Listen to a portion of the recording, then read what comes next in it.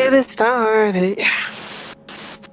Okay, then, so we're live with another episode of BS Busters. We had a little bit of a snafu because, damn it, I'm basically auditioning other Hangout applications because Google is going away, and I'm trying to wean myself off of Google. But it's hard because Google Hangouts was really fucking easy to use, and the other things not so much. The other options are not as attractive. Well, I mean, they might be better in terms of functionality and customization, but the thing is that Google, you just pressed a button and it worked. Whereas with this, it's like, okay, I have to input a lot of stuff, and I'll get there eventually. But with all that being said, I guess it's time to talk about the elephant in the room, which is, I guess we can get started with the big dog of this week, aside from the Nintendo Direct, which we will talk about later on. We're not talking about it right now because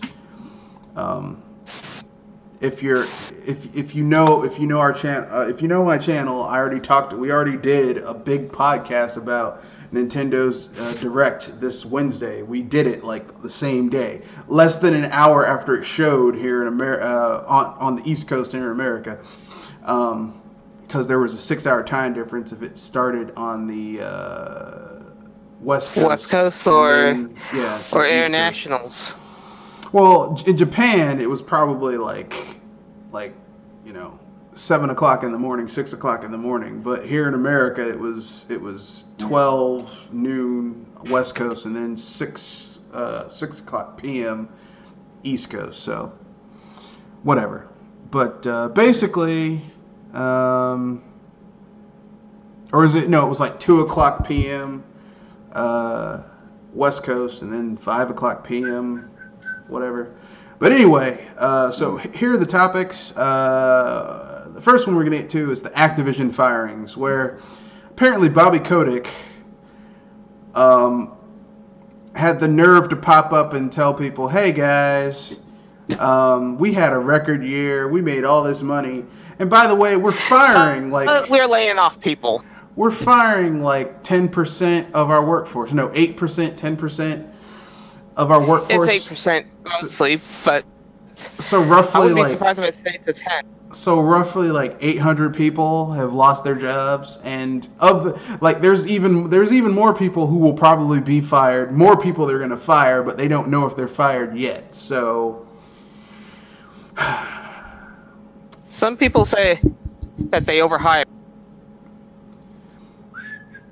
and to that I say, if you're overhiring, what jobs are they taking up? Well, the problem is that they make video games. Like, I don't understand how there's overhiring when you make video games. Like, we know that video games get made, and what they do is like, okay, as long as this game makes it to its release date, then they fire those people, but those are contractors. Like, these are people who have been with that company for, 10, 15 years.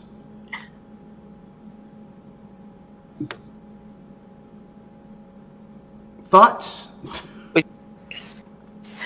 It's kind of sad knowing that people are getting laid off for no reason other than, well, we're making money, but we're having a bad time, so... Alright guys, I'm back from dinner. I mean, I don't know how much money they're losing. Like here's the thing. Okay, like, normally speaking, when a company starts to falter, you can pick certain cleft points to where it's going down. But really, Activision didn't really start going downhill until Bobby Kotick took over. The same Bobby Kotick that actually said that video games shouldn't be fun to be made. Yeah, I guess. I guess fun doesn't sell. No, I mean, think about it. Before Bobby Kotick took over Activision, Call of Duty wasn't an annual thing. Like, Call of Duty came out once every 2 or 3 years. And so basically you had time to miss Call of Duty, and they had time to basically upgrade it, and it was slightly different. Since Bobby Kotick took It had time to over, breathe, right? well, since Bobby Kotick took over, like, you get a Call of Duty every year. Like, how can I miss you when you won't go away? You know? I mean, World of Warcraft, before Bobby Kotick took over, World of Warcraft was the juggernaut of MMOs, right? Like, every MMO wanted to be like World of Warcraft. World of Warcraft, I mean, and part of this, I mean, I know it's not quite fair to say it's all Bobby Kotick's fault, because MMOs have a life cycle, right? Yeah, and it makes me wonder how long is WoW's. Yeah. I mean, part of that is, WoW has pretty much run its life cycle. Like, there's not much they can really do to bring people back into it. To be fair. But, it is what it is. Your thoughts on this, Kenoshi? You're being awfully quiet. It seems to be the sign of the times when it comes to these kind. I don't even think. Actually, when you think about it, I don't think Activision. This is Activision getting rid of people because they're losing too much money. It's Activision getting rid of people that aren't making their company enough money. I don't even think it's that. Like, I think this is because I think they're getting rid of the old guard so that they can basically continue to bastardize various IPs, right? Like they fired all those people at Blizzard so that they can continue to bastardize Blizzard's IPs. Because for the longest time, the rest of Activision was going downhill, but Blizzard pretty much, because of you had a lot of older people who'd been there before, they kind of kept it kind of being From going downhill, rooted in its old school culture. But those people have been getting pushed out over the last 5 years. They've been getting pushed out continuously, and now it's complete. So now that the old guard is gone, they can bring in their own people to bastardize Blizzard, which is sad because, Blizzard made some really good games back in the day. They made Diablo. They made Diablo 2. They made Warcraft and StarCraft and Lost Vikings. One of my favorite games of all time. And Blackthorn. Blizzard put out a lot of games that were really fun, and it's a damn shame that that they're going downhill now. Yeah. And just a little look. I was never really into World of Warcraft. I played it for a little bit, and then I was like, yeah, this isn't for me, and I don't want to pay $15 a month just to play this game.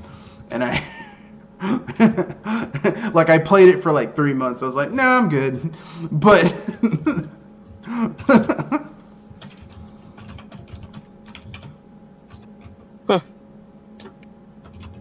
and pretty soon Overwatch will probably be neglected even more than how Valve neglected TF2. Oh no. Ow. No, they're not gonna go Valve bad. Because, see, here's the thing. Overwatch is still making money. The game itself is $60, $60, $50 if you can get it on sale. And then they charge you for cosmetic things. But I think with this, now you're going to see actual gameplay augmentation come in where people are like, well, you can buy this and get this. In order to get this special ability to give you an edge against other people in competitive gameplay. In short, they're selling you power when you're not supposed to be sold power. Yeah, I think that I can see that happening, which is sad because, like I said, I like. Let me put it this way. Not that I'm, in love with Overwatch, but I like the idea of Overwatch. I like the characters. I like because it's basically a character-driven, squad-based shooter. Though most of us wish that they put some character into the story mode that is not existent in a beeping game. Well, I mean, that's the thing. The characters are so interesting, and they have really awesome backstories. I mean, I'm going to keep it real. For me, when it comes to character-driven, squad-based shooters, There's Overwatch, and then there's Splatoon, right? And Splatoon, no matter how much like emphasis you put into it, Splatoon doesn't have much of a story. You just have these squids just shooting at each other. And like even the individual characters of Splatoon, yeah, the side characters have stories, but like this Inklings don't have a story. Your little Inkling with his gear on, he or she's gear on, doesn't really have a story. The opposite of that. The only story that you really have in a sense is, well, the mission modes that would be Agent 3 and Agent 8 respectively. Yeah, but that's still not that character's story. But the opposite of that is something like Overwatch, where each of those characters has an interesting backstory where it's like, man, I would love to know more about these characters. And we'll never learn more because they're focused on, the game on their game gameplay formats. Yeah. And all the shorts that Blizzard uploads are nothing but fan service. Nothing but prequels to the main gameplay rather than Yeah, they are little like backstories and they're nice little snippets, but the thing is like, wouldn't it be cool if you had a single player game that maybe told the story of Winston, the ape scientist man?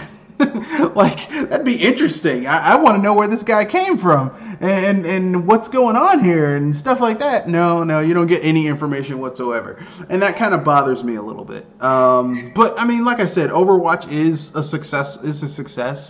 Fortnite, because of Overwatch, other big things have come up like Fortnite and Overwatch has had many challengers, but it's still chugging along. That shit made by Boss Key Steel. Well, because it's a good game. Somehow is when you wonder why anyone would buy a PS4. Playing Overwatch and seeing Overwatch being played, I can understand why people like it. I'm not gonna be like, oh my god, just because I'm not ultra into it doesn't mean it's garbage. But anyone have anything else they want to add to the Activision firings before we move on to EA? Oh God! If Activision is doing stupid already, what did EA do this time? Something involving Anthem? Well, no, it's not. But as an aside, before we move on to EA, we have some breaking news. Ubisoft also announced that they made record profits this fiscal year, but in a divergence from EA or Activision, they didn't fire anybody.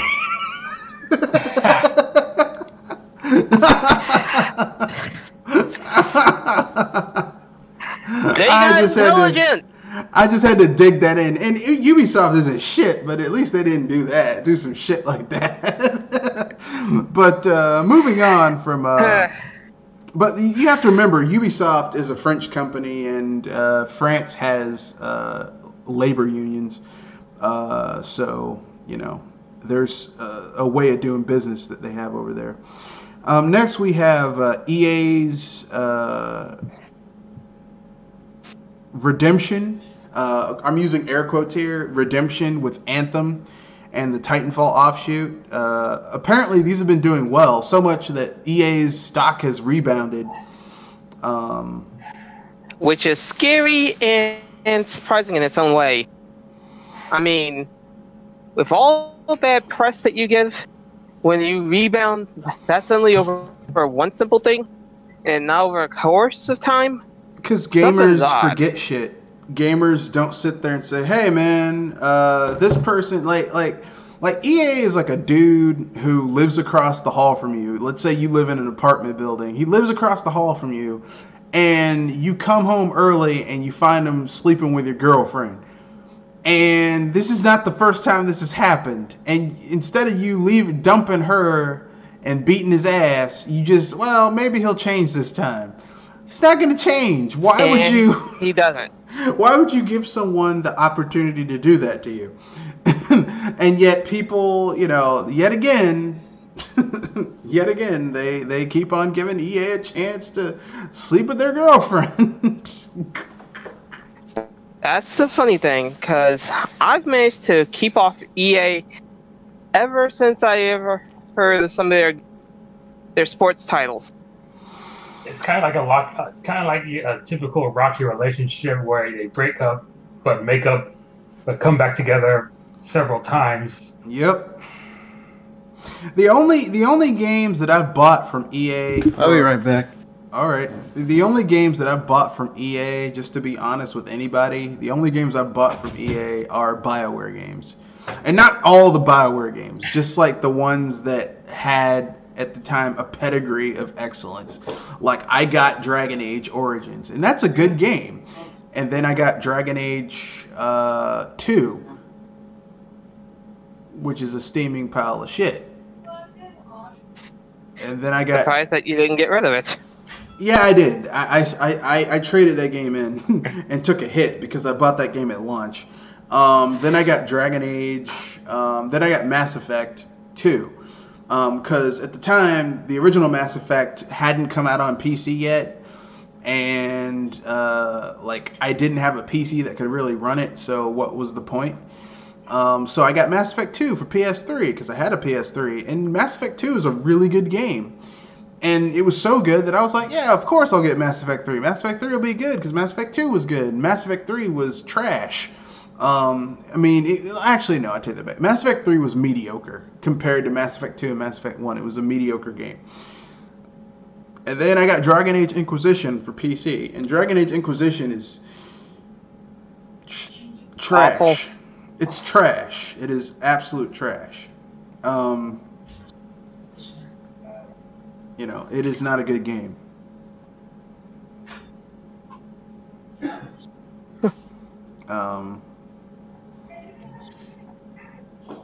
Yeah, I said it.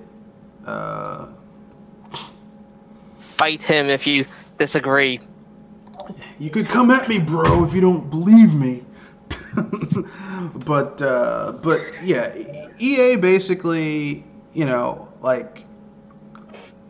my question is this: should EA be given the benefit of the doubt? Do they deserve redemption? Do they deserve a chance to redeem themselves after all the stuff they pulled over all these years? I think a song would. They need a change in leadership before I could forgive them. I think that's... there's a song for this. And now to the no, and now to the no. So Kenoshi?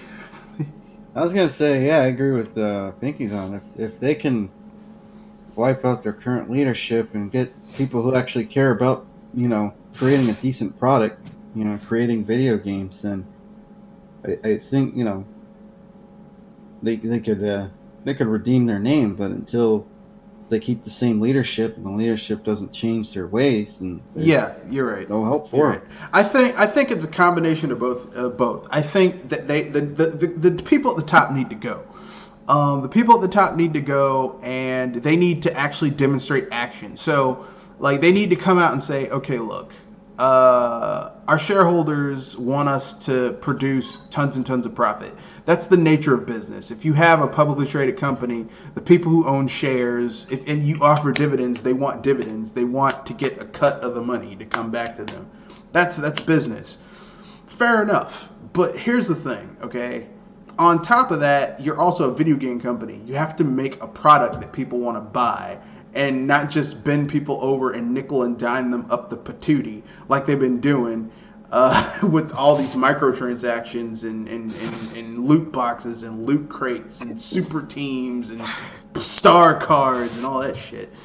So, I think... if it doesn't make sense in the game, do not put it in the game. It should be that simple. For me personally, okay, I think we use DLC as a dirty word all the time. DLC is a dirty word. I don't think DLC within and of itself is a dirty word. It's how you use it. It's like this, okay? It's like adding salt, okay? A little bit of salt adds seasoning. It makes things taste better. Even sweets have a little bit of salt added to them in order to make them, to bring out the flavor, right? Too much salt and you got sodium. Yeah, too much salt just ruins food, right? If you over salt something, it makes it taste terrible. and it makes it inedible. I was gonna say, unless it's something to preserve it. Yeah, but then even it's but even then, too things much. that have been salted, like salt pork, salted beef, like people who preserve food like that, it has to be rinsed and drenched. Like it has to be diluted. You got to do a lot of stuff. You got to process that stuff in order to get all that salt out of it.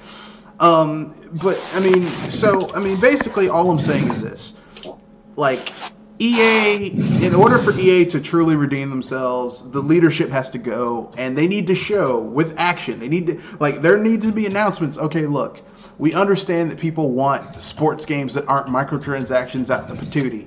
So here's what we're gonna do. We're gonna bring back NBA Street, NFL Street, FIFA Street. We're gonna bring back those fun type of, and they don't have to, look, these games don't have to have huge budgets. They could have $30, $40, they could be like easily 10, 15, $20 million games. They don't have to be huge budget games. That would be a step forward. We're going to release a Need for Speed that doesn't charge you for fuel. Like real money for fake fuel. It's bad enough that you have to spend some big bucks at times to fill up your gas tank. Doing it in games. Yeah. And someone did a calculation. The money that they were charging for the fuel in their Need for Speed game was more expensive than gas was in the real world at the time. That was some bullshit right there. That's crazy. Yeah. So that's crazy. So, EA, like, the people at the top need to go because they're the leadership and they have to go. Leadership starts from the top down, and they're the ones who are leading the company off the precipice. And even though people are like, well, their stocks are up, things are, these two good games have come out. Yeah, but look at all the shitty games that have been coming out. That's like saying, okay, you took 7 classes and you got decent grades in 2 of them, but the other 4 you failed. You still a F student. Trust me, I can already hear that a mile away. So, people need to stop with this. Oh, but these 2 games, so what? You're enjoying Anthem, you're enjoying Apex. Doesn't fucking matter. The other, Battlefield 5 is still a goddamn mess. FIFA is still garbage. Madden is still garbage. Mass Effect Andromeda, garbage. So I guess it's time for Jewel to get her topic. If no one has anything else to say about EA's redemption. There is something else I want to say. All right. Regarding Sony, rather than EA though. They reported that The Last of Us Remastered had sold 17 million units. I don't believe it. Supposedly it's because of PlayStation Networks.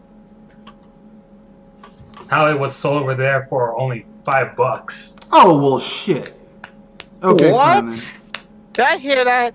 So you're basically counting discounted sales as, you know what, fuck it. I'm done. I'm done. Ladies and gentlemen, I think what? been broken. Apparently, there was on the PSN network. They're counting when The Last of Us Remastered was sold for $5 as sales. I guess technically they are sales, but you're selling it at a heavily discounted price. That's just.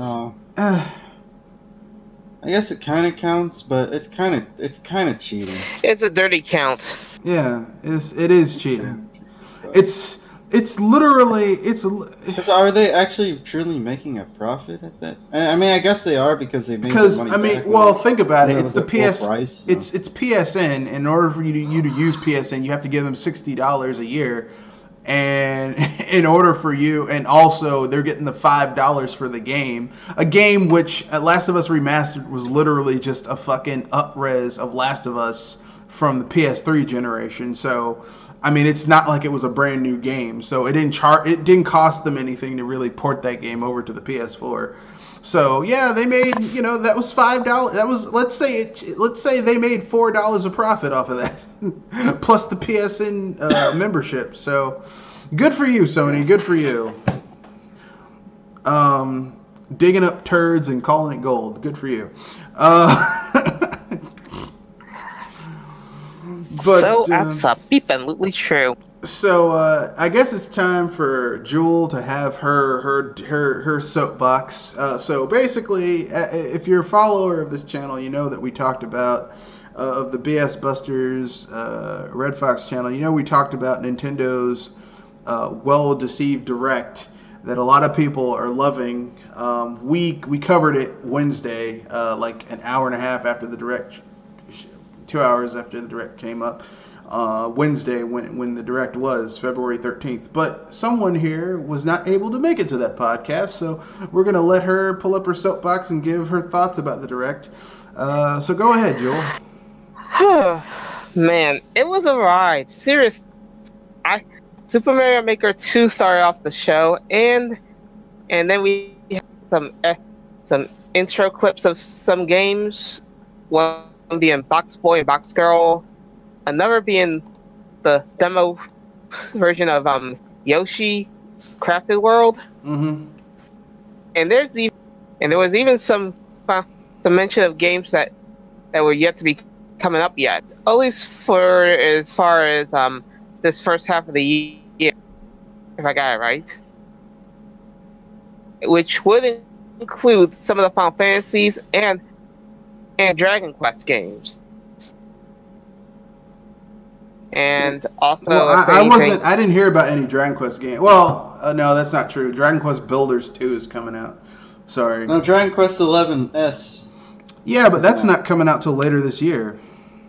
Oh. I said that it's on the first half of this year.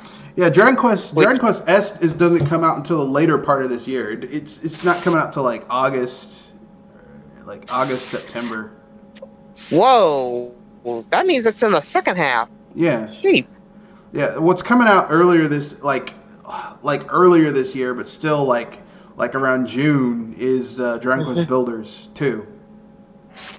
That's still not really. That's like halfway through the year, really. When's Mario Maker 2 coming out? It's coming out this March. Yeah, that's coming out sooner. That's why Nintendo was so damn quiet all this year. It's essentially a port. They're just putting a 2 at the end and adding some extra some new shit. Yeah, it's nothing really new. People keep on saying that ports are getting stickered with 2s. Makes me wonder how much of a port it is. Well, I mean, it's essentially using the same engine, so. Well, the thing is, I mean, you know, it's just Nintendo followed suit what everybody else was doing because it actually worked. Yeah.Ey're porting their games from their last generation console. It worked. It worked for everybody else. I mean, look how many Nintendo's games. Look how many dumbasses bought Mario Kart 8 again. Yeah. I mean, if people are willing to buy some shit they already bought once before, look how many people have bought Skyrim multiple times on multiple things. Yeah. I mean, it works.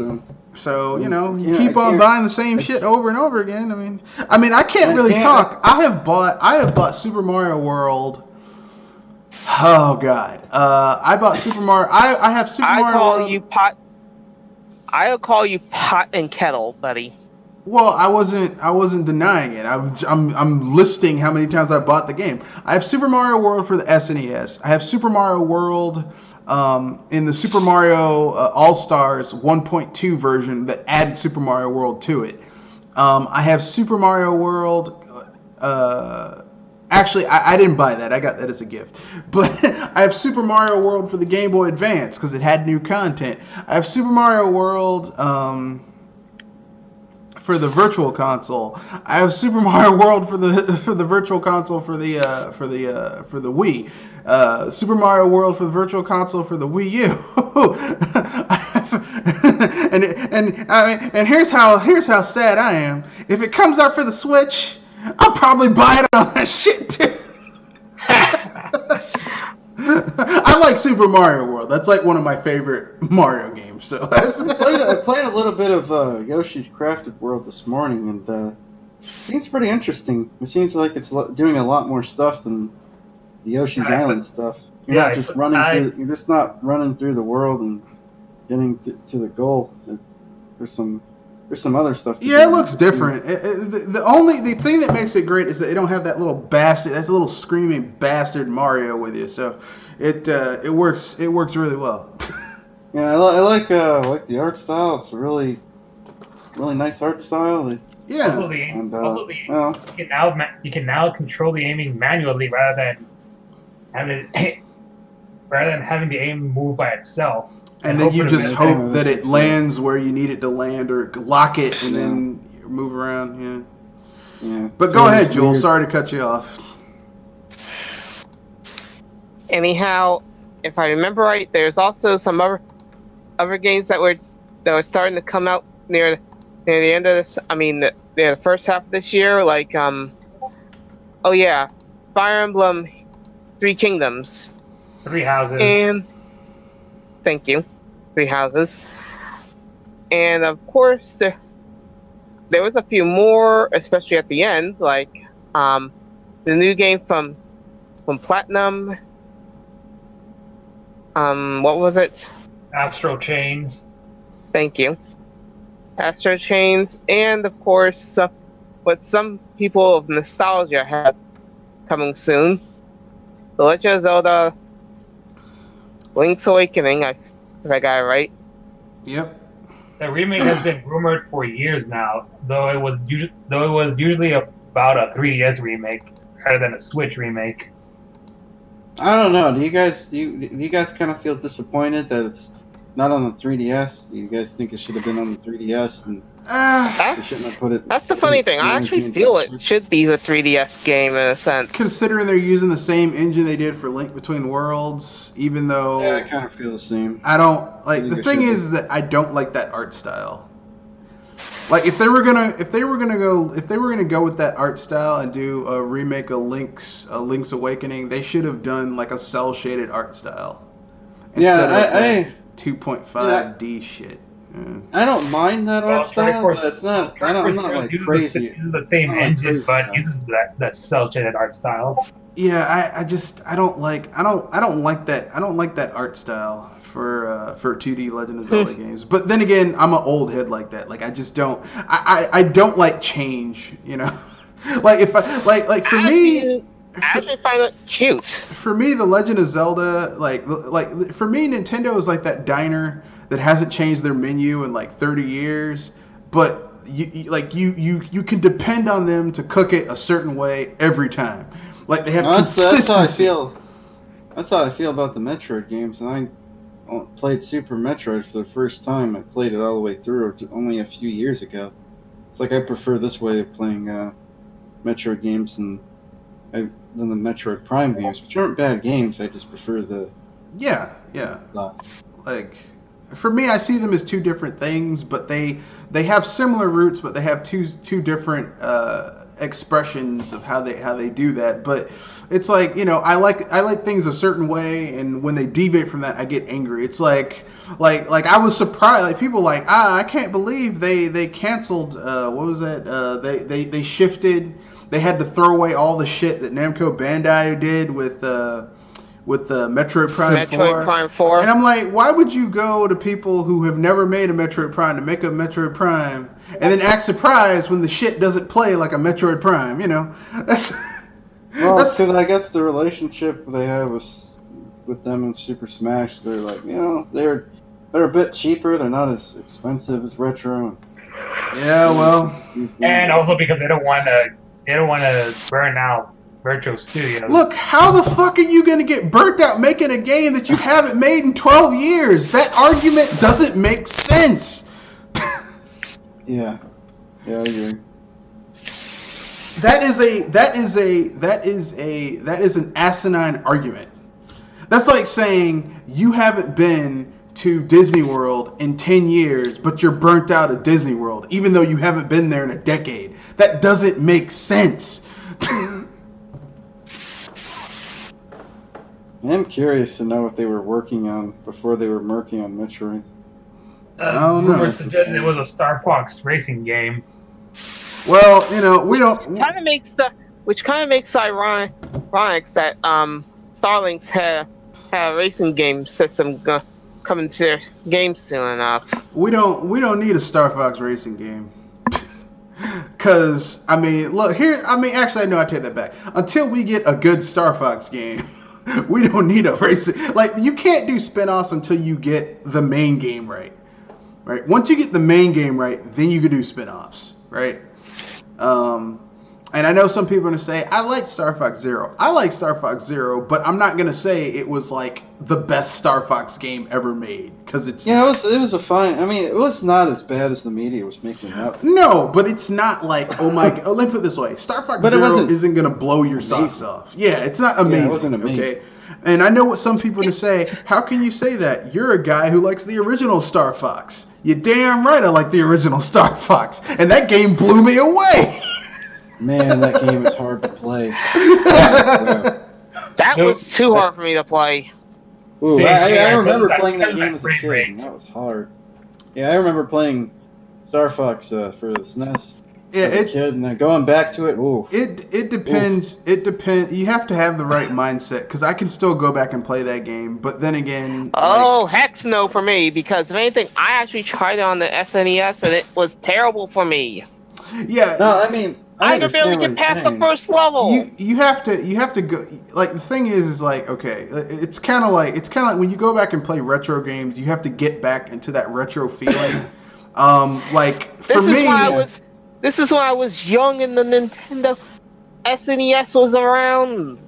So was I, but I got that game when I was a little kid, and I got good. And even now, like, my memory comes back, and I can play that game no problem on any difficulty. I even know how to find the black holes and skip levels and shit like that. I'm good at that game. So for me, like, and plus, for me, like no other Star Fox game has had as good a music as the original Star Fox.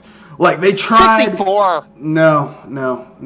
64, I can detest that. Star Fox 64 has some rather memorable. Its music is memorable, but is it as, like, here's the thing, okay? Star Fox 64 tries to make this grand space opera with this sweeping melodious music, whereas, and that's where they kind of fuck up, because Star Fox, after Star Fox 64, every Star Fox game after that keeps on trying to be like a better version of Star Fox 64. The problem is that Star Fox at its core is not supposed to be that. It's an on-the-rails arcade shooter. It's supposed to be hard pumping, rocking out, blowing shit the fuck up, a rip-off of Star Wars. I was going to at least say this, that the music and the gameplay are what I remember best about Star Fox 64, that is a lot more memorable than the original Star Fox, beeping period. Well, that's your opinion, but I beg to disagree. For example, if you go on YouTube right now, you can go look up a thing called the Star Fox remake, where this guy remakes the original opening of Star Fox, the original Star Fox, not 64, the original, using the Corneria music from the original Star Fox, and it's so fucking badass.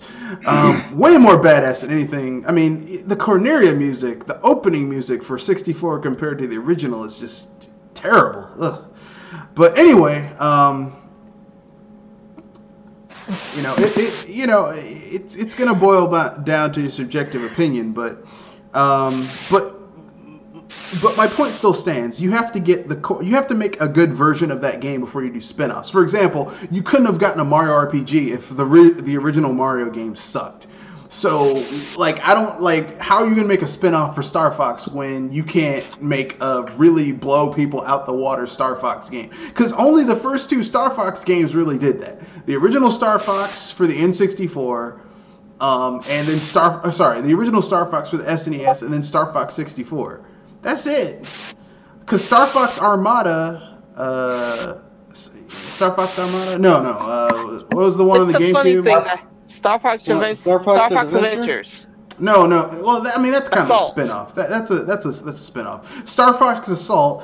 That one was nice, but the controls were kind of shitty.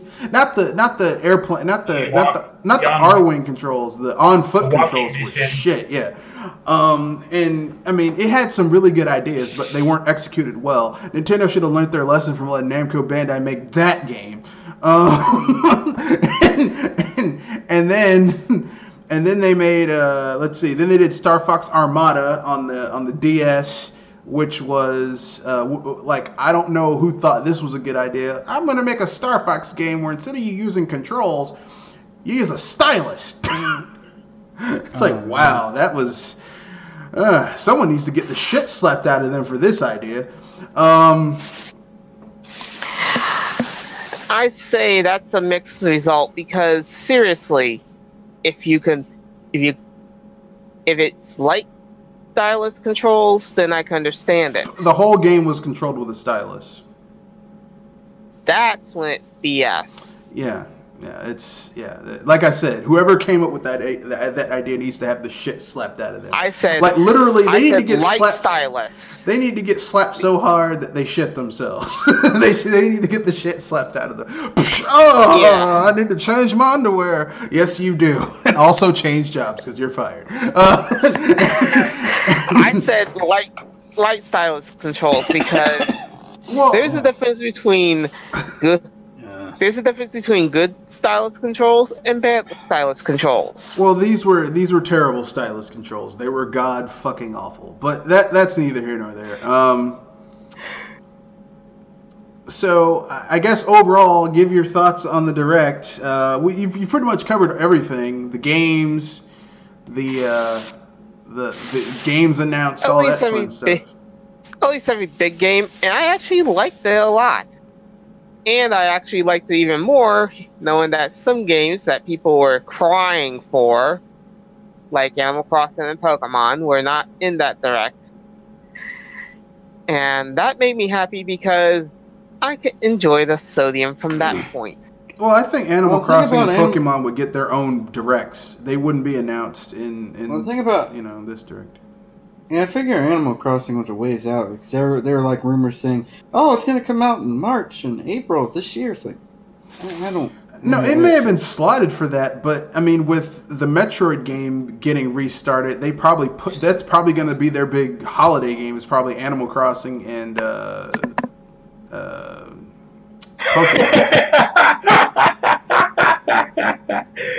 You never guess what just happened at Twitter.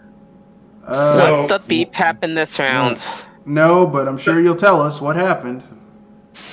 They censored the live-action variation of Lickitung from the upcoming Detective Pikachu movie. Let me guess. Some female trainer who isn't married has just one Pokemon, and it's Lickitung, right? No, it's just a still image of Lickitung. Okay, so in live-action format from the movie. I'm just as a brief aside, this is the only Pokemon game Pokemon movie I've actually been excited to see in a movie theater in a long time. And it's the reason why it's censored because it's labeled as sensitive material which is often reserved for sexual or gory content. Well, I mean, it is a Pokemon with a really long tongue who has a female trainer who that's the only Pokemon she has. Enough said, ladies and gentlemen. I mean, like I said, enough said. You do the math.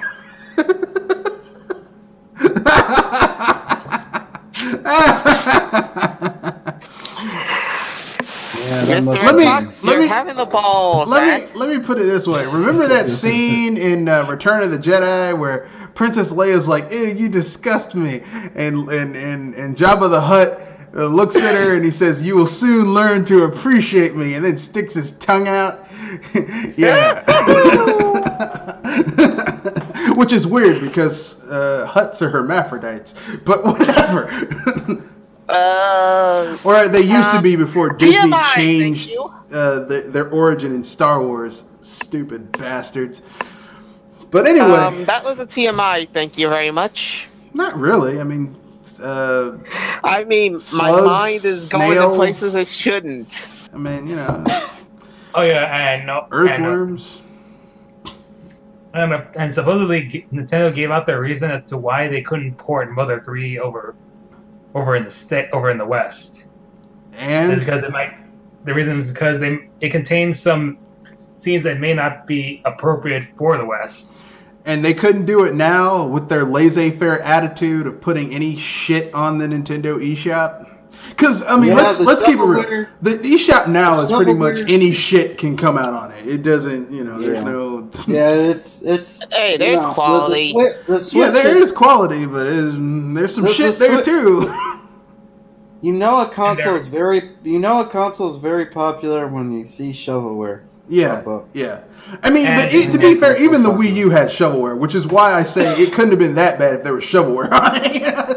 And their reason has generated a lot of controversy among the Earthbound fandom. Whatever. Why am I not surprised? However, the Japanese fans are dumbfounded about the Western Earthbound fans being outraged about not porting Mother 3 into the United States. This is the funny part. Of course they're dumbfounded. They got the fucking game. We didn't. Jesus fucking Christ. It's because everybody, all you Mother 3 fans, all you have to do is download Mother 3 and a patch, and you can play it on play your it. GPA emulator, and you're good. Yeah. You're good. Because unlike the Western Mother fans, the Japanese Mother fans are pretty divisive about Mother 3 in general. Yeah, because some people love it and some people hate it. Like it's like Mother 3, as someone who's played that game, it's not as universally beloved, like cult universally beloved as Mother 2 in Japan, or aka Earthbound here in America. Like, you're either going to love it or you're going to hate it. It's not like, it's okay. Sadly, so. Yeah. Not every, it's Mother 3 is kind of like Final Fantasy 7. Okay? Like, either you love it or you hate it. There's no, it's okay.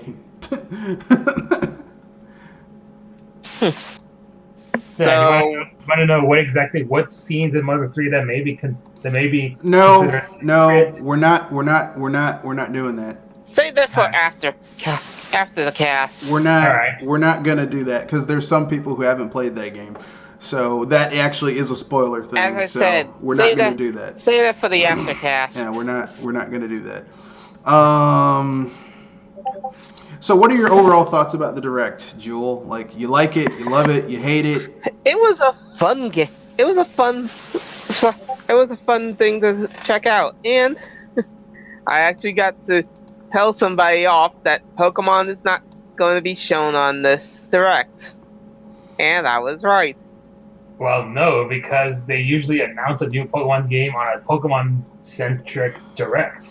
And if they were going to announce Direct that Pokemon, was shown right then and there. And if they were going to announce Pokemon, it would be its own thing. It wouldn't be. It would be its own Direct. It wouldn't be like someone else's Direct. It wouldn't be on a normal Nintendo Direct. It would have to be on its own Pokemon Direct. Direct. It would be its own Direct. Just like Animal Crossing would have its own Direct. I was going to say that. It's going to be showing up all weekends on the week after my birthday. Yeah. Like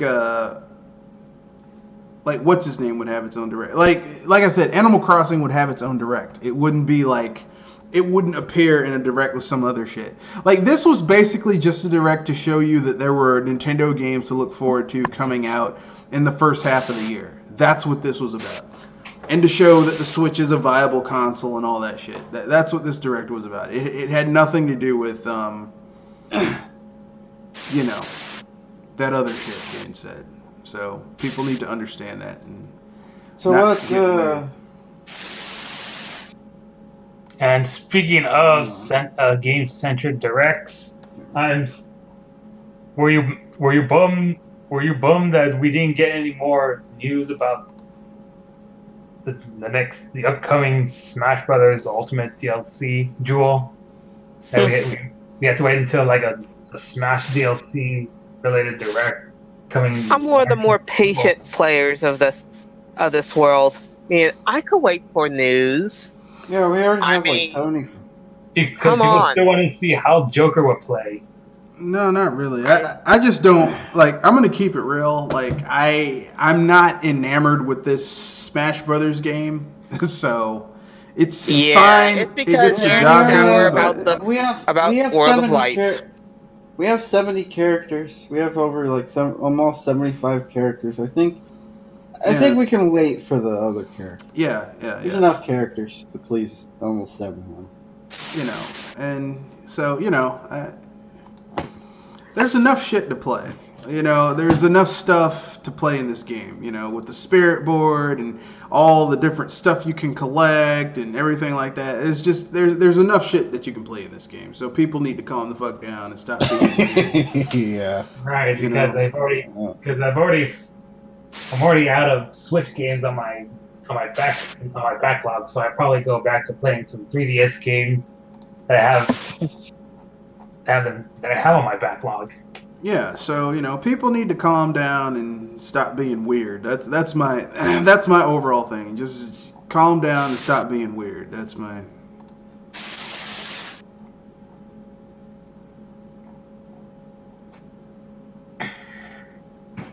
So anyway, moving on. So why is Animal Crossing so popular? What makes people love the heck out of that game?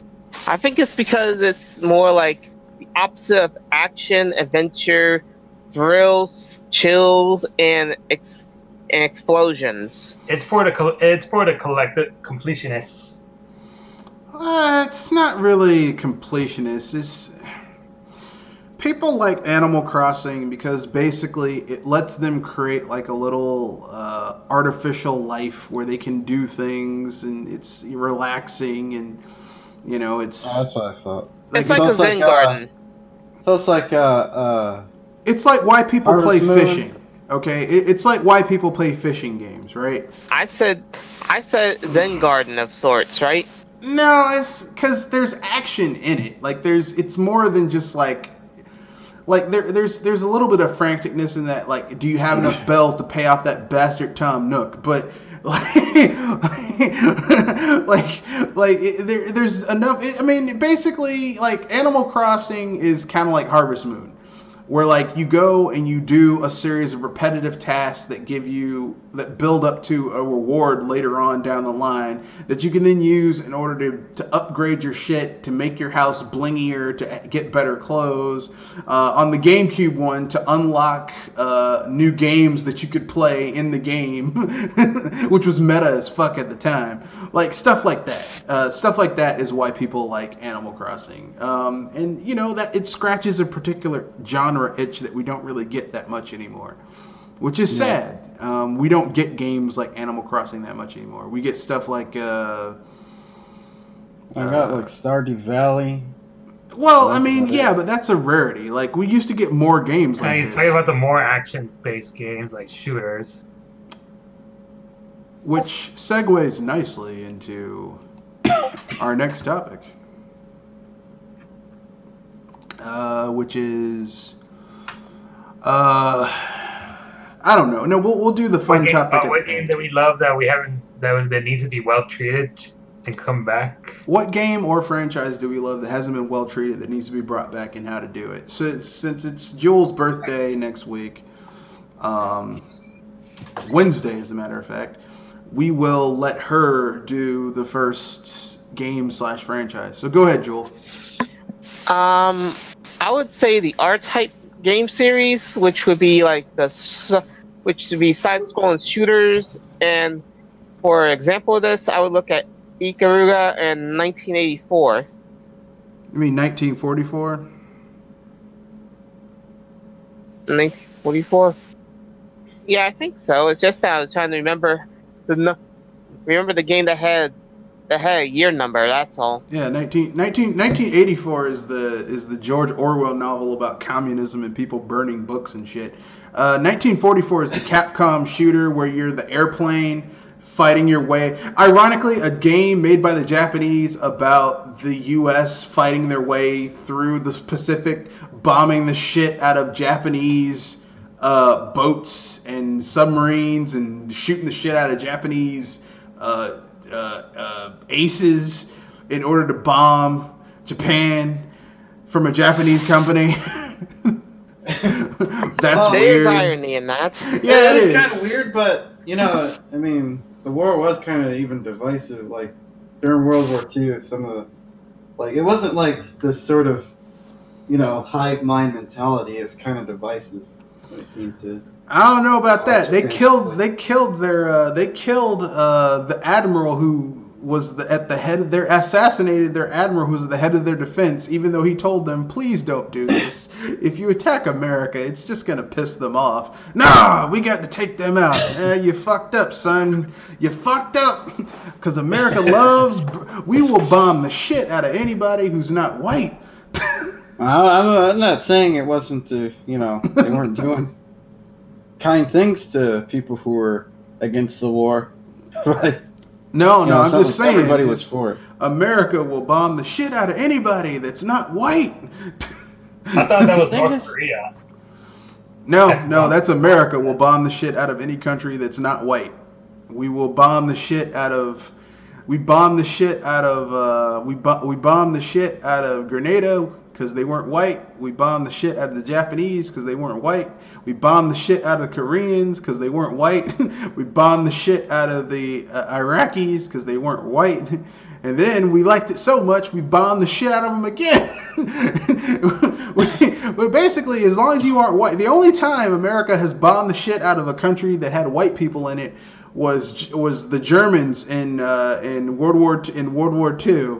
And that's because the Germans were muscling in on America's prerogative to bomb the shit out of people who aren't white. That's our job. We bomb the shit out of people that aren't white. What's wrong with you? Anyway, yeah. 1944, great game. But continue, sorry. I said my game, and I was actually wondering about the power-ups that could be used and edited in different ways, so you can actually customize your own blasting good time. Well, I have a question since you said R-Type. Which R-Type is the best? You have a choice. You can do R-Type 1, R-Type 2, Super R-Type, R-Type 3 with the lightnings, R-Type Delta, and R-Type Final. Which is your favorite? Which is the one you're like, this is the best damn R-Type I've ever played? Ooh, I would say R-Type with the lightning, because if anything, you probably would want to have a screen clear just in case of things getting too heavy. All right, fair enough. Okay, who wants to go next? I guess it's my turn. So what's the question again? What game or franchise do we love that hasn't been well treated and needs to be brought back, and how to do it? So how to bring it back. Okay, go ahead, Pinky. Since I've completed Ukulele a few days ago, I'd like to see the Banjo-Kazooie franchise be brought back. And how to do it is probably bring it back to its Questionathon roots and implement some of the good elements of Ukulele onto it to further enhance it. Okay. I mean, I think a really good way to do it is just have Microsoft just sign the rights over to just sell it for like $1 to Playtonic and just be like, look, you guys have it because we ain't doing shit with it.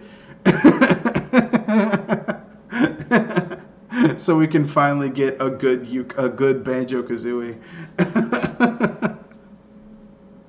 I think they should bring back should actually make Rayman 4 and actually because I enjoyed the 3D Rayman games, Rayman 2 and 3. Well, that would be pretty good. I guess they could bring it back by keeping to kind of like the less serious Rayman 3 a little bit better than Rayman 2. I thought Rayman 2 took itself maybe a tad bit too seriously, but I like the playful version of Rayman 3. So maybe possibly something in between sort of the playful nature of Rayman 3 and the serious tone of Rayman 2. I don't know. All right.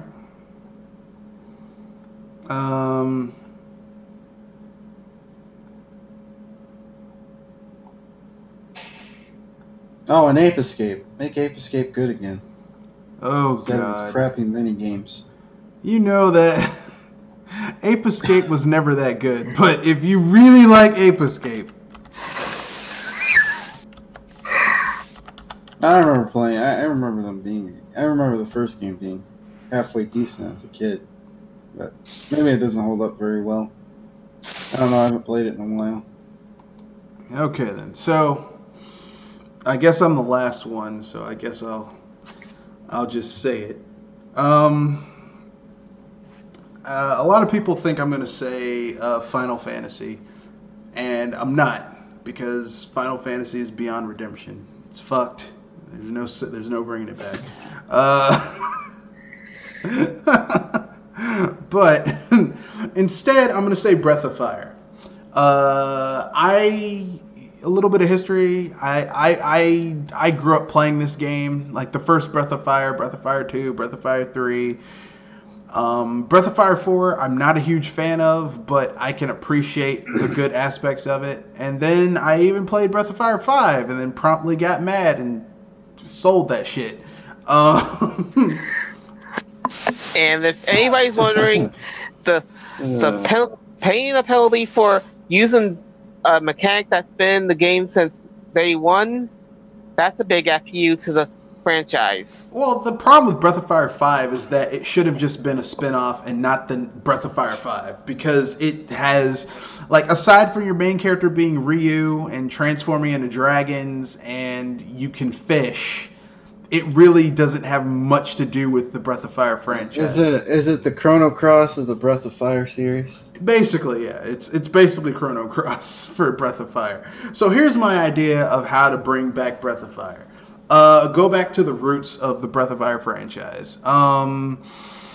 Maybe have it set in a world where the dragons said, like, one of the major tropes of Breath of Fire is that the dragons made a deal in order to save the world from some type of evil, but then people forgot that the dragons had to do that, so the dragons have basically been hunted. Well, let's have the logical conclusion that dragons say, well, fuck you guys, we don't have to save you, and they leave. They're like, you know what, fuck you, we're gone. But they only bring the pure-blooded dragons with them. The people who are like half dragon, a quarter dragon, a sixth dragon, eighth dragon, they're like, you guys aren't pure enough to come with us, so you're fucked. And so basically, you could have a concept where when the dragons leave, they take the magic of the world with them, with only these like part dragon people left. But the dragons are essentially magical, so greedy humans and the people who are left behind are like, well, we can take these people who are part dragon and use them up and use the magic in their bloodline in order to power our magic. But they're a finite resource. So as they do this, magic gets weaker and weaker and eventually is almost all gone. So like if someone can use a basic cure spell, it's a big deal. And that's where the game begins with like magic is basically gone. It's very weak. And yeah, that's the opening of the game. Is you have this young kid who his name's Ryu, but he doesn't look like your typical Ryu. Like his hair is black and like he doesn't have a scar on his face or anything like that. And he and his father are running away from people hunting him down because they're the last two people who have any type of draconic bloodline. That's, you do something like that. Maybe the kid's father sacrifices himself. The kid escapes. The father's killed. Because Breath of Fire games, despite their cartoonish art style, always kind of have dark storylines. If you know anything about Breath of Fire. And that's the game. And like from there, the kid goes up and meets the last dragon on this side of this hidden thing, this divide. Turns out when the dragons left, they created a little pocket dimension.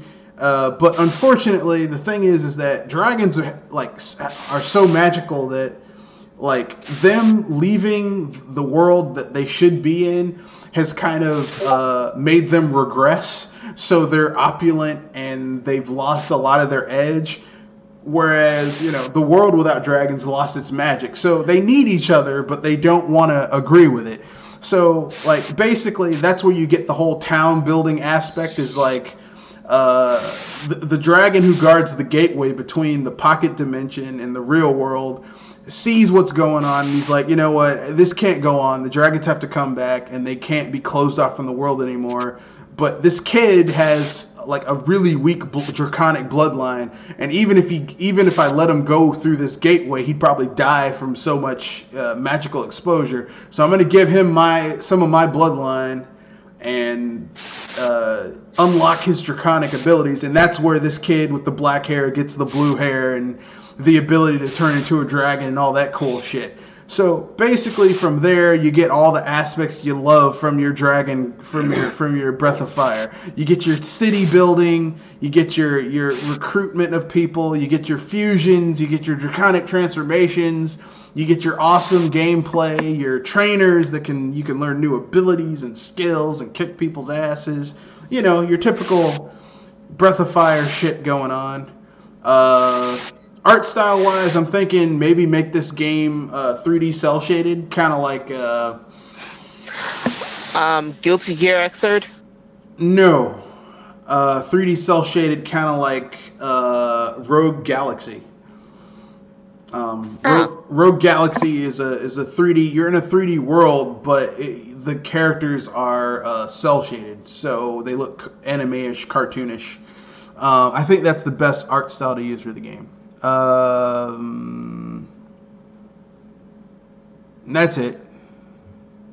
That's how I do it. I don't know if it will work, but that's my idea.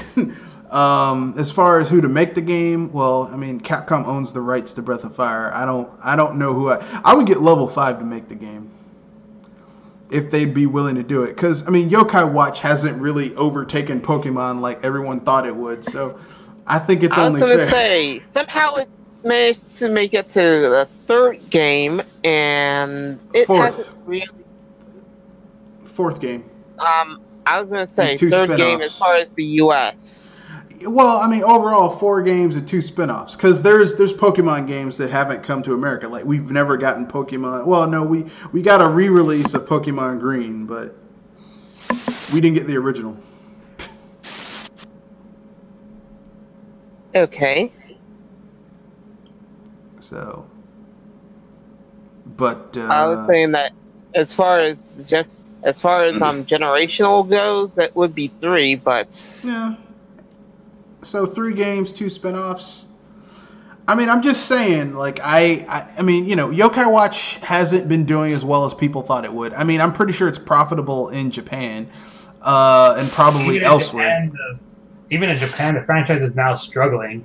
Oh, really? Oh, that's a shame. So they need the money. And something to really rub this into some people's faces.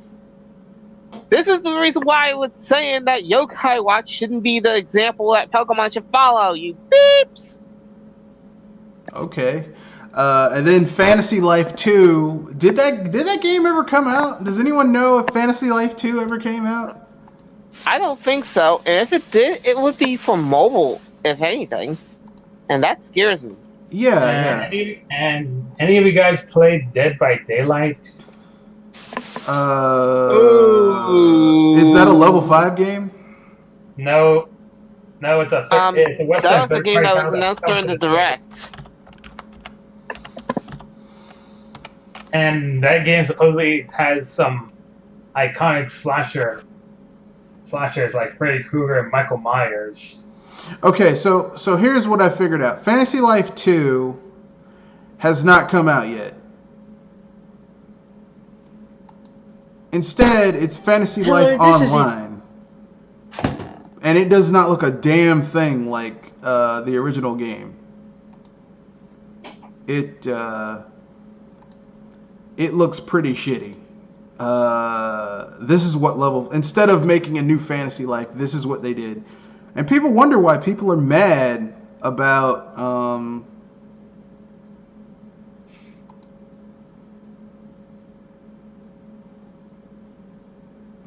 This is why people got pissed off, man. But yeah, Dead by Daylight looks like trash. Oh, it looks bad. Yeah, that game looks like absolute trash. That game looks. Ugh. You know what that game looks like? That game looks I'm not like a horror fan, so you guys on your own there. No. This isn't a horror thing. That game looks bad. Like that game looks like the Switch's. What was that game that came out for the Wii U that was just total garbage? Like Dr. Feelgood was like, oh no, it's good, and then the servers were taken down because it sold so badly. You mean? You know the game I'm talking about, Tomonobu Itagaki. Yeah, Devil's Third. Yeah, Dead by Daylight looks like the Switch's Devil's Third.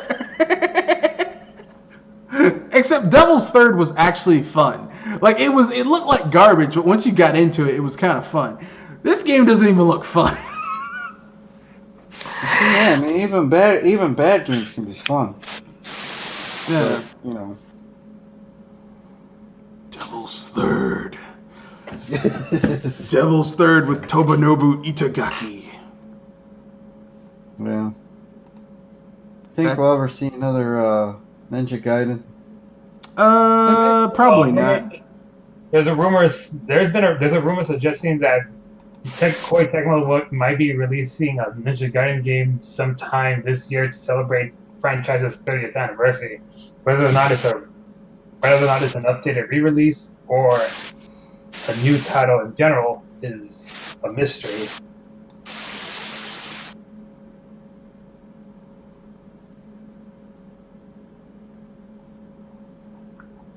I mean, it could happen, but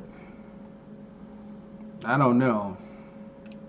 Of course, people are speculating it might be just a Switch port of that Ninja Gaiden Z game. I mean, that probably might happen. I mean, my problem with my problem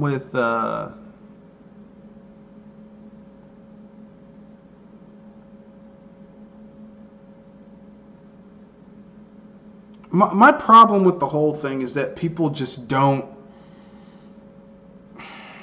How can I put this nicely? People don't understand that.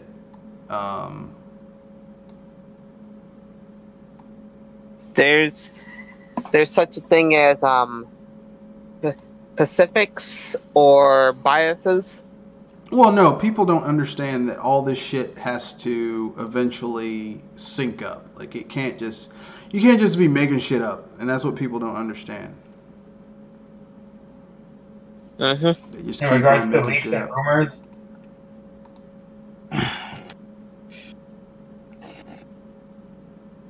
No, I'm just saying it's sad. I mean, I wish things were better, but what are you gonna do? You know? Yeah. I mean, I want it to be better, but it probably isn't. So.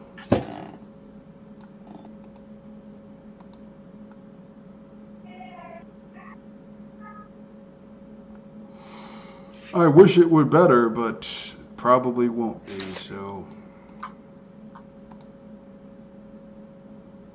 Guys, I think I'm gonna head out.